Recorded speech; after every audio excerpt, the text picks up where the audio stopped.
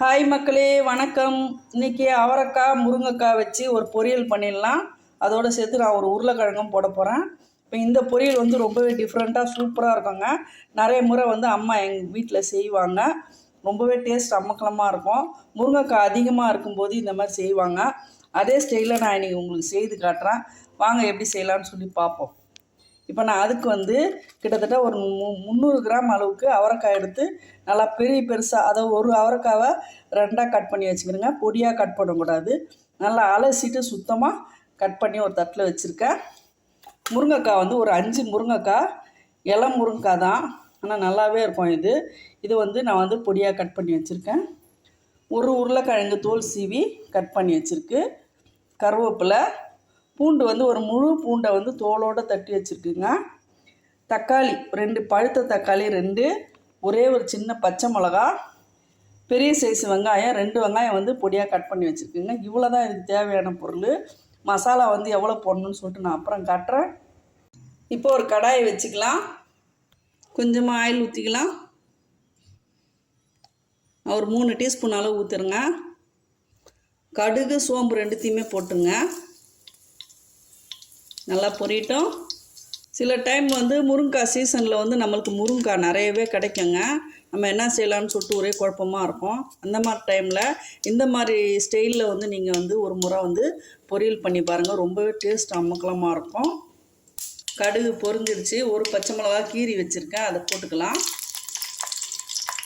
அடுத்து தட்டி வச்ச பூண்டை வந்து போட்டுக்கோங்க எண்ணெயில். இது நல்லா வந்து பொரிஞ்சு வரட்டும்.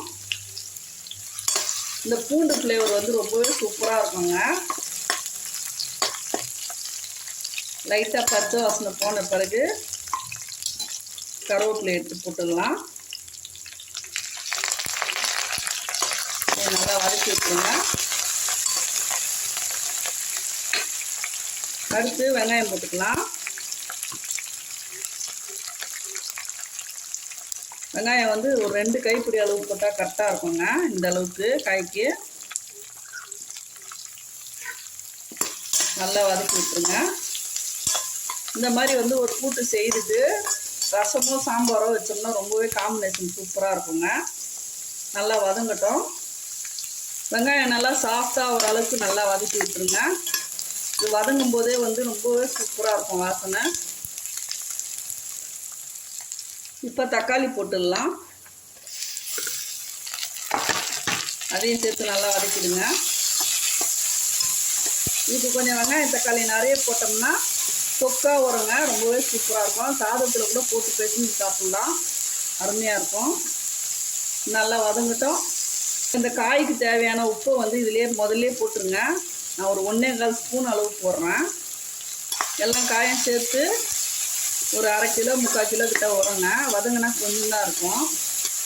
வெங்காயம் உப்பு போடும்போது கொஞ்சம் சீக்கிரம் வதங்கிடும்.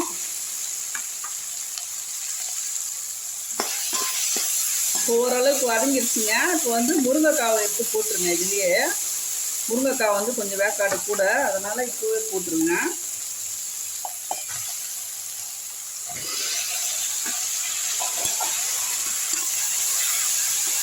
நல்லா வதக்கி விட்டுருங்க.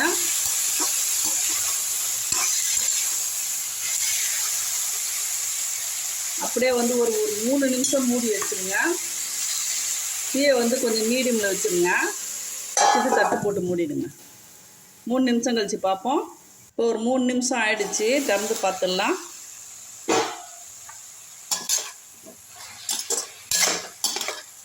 நல்லா வதங்கின பிறகு ஒரு நல்ல ஒரு வாசனை வருங்க முருங்கைக்காலேருந்து. இப்போ அடுத்து உருளைக்கிழங்கு போட்டுக்கலாம். இதையும் சேர்த்து நல்லா வதக்கிடுங்க. இப்போது அவரைக்காய் போட்டுடலாம்.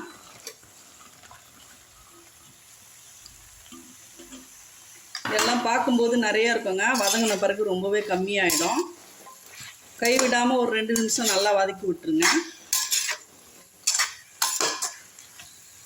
கொஞ்ச நேரம் அப்படியே வதங்கிட்டோம். மறுபடியும் ஒரு 3 நிமிஷம் அப்படியே விட்டுடலாம். இப்போ 3 நிமிஷம் ஆயிடுச்சுங்க. திறந்து பார்த்துடலாம். தண்ணி வந்து ஒரு சொட்டு கூட ஊற்றக்கூடாதுங்க. இந்த மாதிரி வந்து சிம்மில் வச்சு ஆவிலே வேக வைக்கணும். அப்போ வந்து அந்த ஆவிலே வேகும்போது நம்மளுக்கு அடி பிடிக்காமல் சூப்பராக வரும். நல்லா வதங்கின பிறகு தாங்க மசாலாவே போடணும். இப்போ கிட்டத்தட்ட பார்த்திங்கன்னா நல்லா ஒரு 75% வந்துருச்சு பாருங்கள். முருங்கைக்காய்க்கு கூட நல்லா நசுங்குது. இப்போ இந்த ஸ்டேஜில் தான் நம்ம மிளகாத்தூள் போடணும். மிளகாத்தூள் முதலே போட்டோம்னா கண்டிப்பாக வந்து அடி பிடிக்கும். அவரைக்காய் முருங்கைக்காவோட ஃப்ளேவர் வந்து அப்படியே மாறி டேஸ்ட்டு மாறிடும். நான் வந்து ஒரு 2.25 ஸ்பூன் அளவுக்கு மிளகாத்தூள் போட்டிருக்கேங்க. இது குழம்பு மிளகாத்தூள். இப்போ அப்படியே நல்லா வந்து வதக்கி விட்டுருங்க.